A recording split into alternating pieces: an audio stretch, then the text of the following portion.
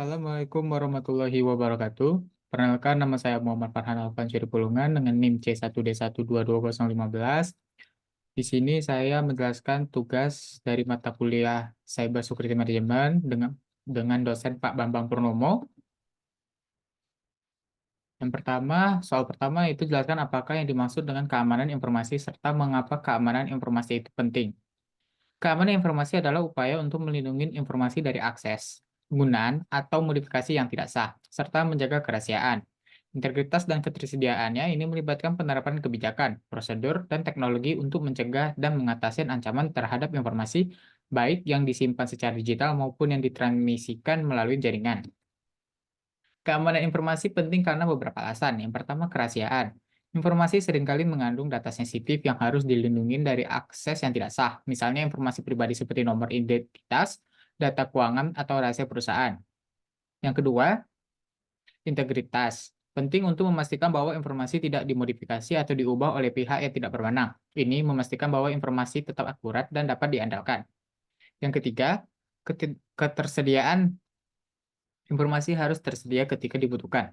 Ancaman seperti serangan cyber atau bencana alam dapat menyebabkan penggangguan layanan atau kehilangan data, yang dapat berdampak buruk pada operasi bisnis atau kehidupan sehari-hari. Soal kedua yaitu jelaskan apa itu ISO 2701, standar untuk sistem manajemen keamanan. ISO 2701 ini adalah standar internasional untuk sistem manajemen keamanan informasi atau Information Security Management System. Standar ini menyediakan kerangka kerja yang komprehensif untuk mengelola keamanan informasi dalam suatu organisasi, baik dalam sektor publik maupun swasta. Dengan menerapkan ISO 2071 ini, organisasi dapat meningkatkan keamanan informasi mereka, mengurangi risiko kehilangan atau penyalahgunaan informasi, dan meningkatkan kepercayaan dari berbagai pihak yang terlibat. Soal ketiga yaitu dalam penerapan keamanan informasi dalam suatu organisasi, apakah perlu dilakukan audit rutin? Jelaskan hal yang perlu dilakukan dalam audit teknologi informasi secara internal. Ya, audit rutin sangat penting dalam penerapan keamanan informasi di suatu organisasi. Audit teknologi informasi secara internal membantu memastikan bahwa kebijakan, prosedur, dan kontrol keamanan informasi yang telah ditetapkan berfungsi dengan baik dan memenuhi standar yang diperlukan. Berikut adalah beberapa hal yang perlu dilakukan dalam audit teknologi informasi secara internal.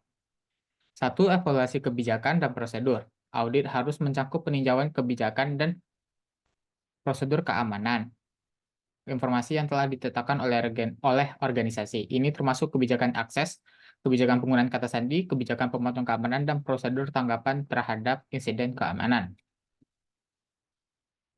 Selanjutnya ada penilaian kepatuhan. Audit harus memeriksa sejauh mana organisasi mematuhi kebijakan dan prosedur keamanan informasi yang telah ditetapkan.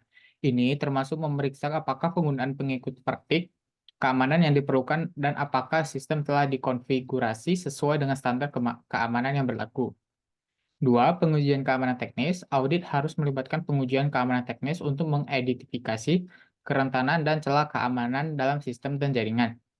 Ini dapat mencakup pembinaan keamanan, pengujian penetrasi, dan evaluasi konfigurasi keamanan.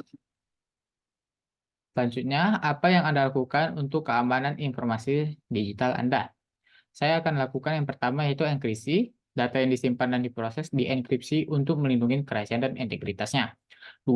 Otorisasi dan autentikasi. Sistem kami menerapkan kontrol akses yang ketat untuk memastikan bahwa hanya pengguna yang sah yang memiliki akses ke informasi tertentu. Ini mencakup penggunaan autentikasi berbasis token dan mekanisme otentikasi yang kuat.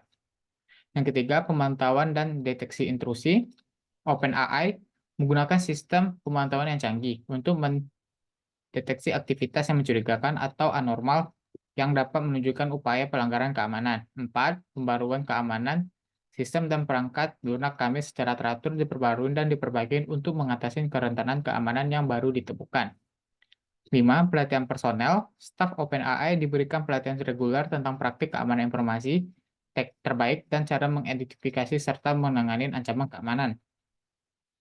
Selanjutnya, soal terakhir, soal kelima, bagaimana cara untuk membangun keamanan informasi pada perusahaan atau organisasi. Yang pertama, penetapan kebijakan keamanan informasi. Mulailah dengan menetapkan kebijakan keamanan informasi yang jelas dan komprehensif.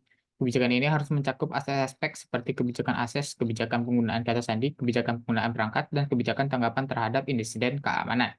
Yang kedua, pendidikan dan pelatihan. Lakukan pelatihan kepada seluruh staf mengenai praktik keamanan. Informasi yang baik ini termasuk kesadaran akan ancaman keamanan, cara mengidentifikasi serangan phishing, penanganan informasi sensitif, dan langkah-langkah untuk melindungi data. Yang ketiga, pengelolaan identitas dan akses. Implementasikan sistem manajemen identitas dan akses yang kuat untuk mengontrol siapa yang memiliki akses ke sistem dan data sensitif. Ini mencakup penggunaan autentikasi dua faktor, manajemen hak akses, dan pemantauan aktivitas pengguna. Sekian dari saya. Wassalamualaikum warahmatullahi wabarakatuh.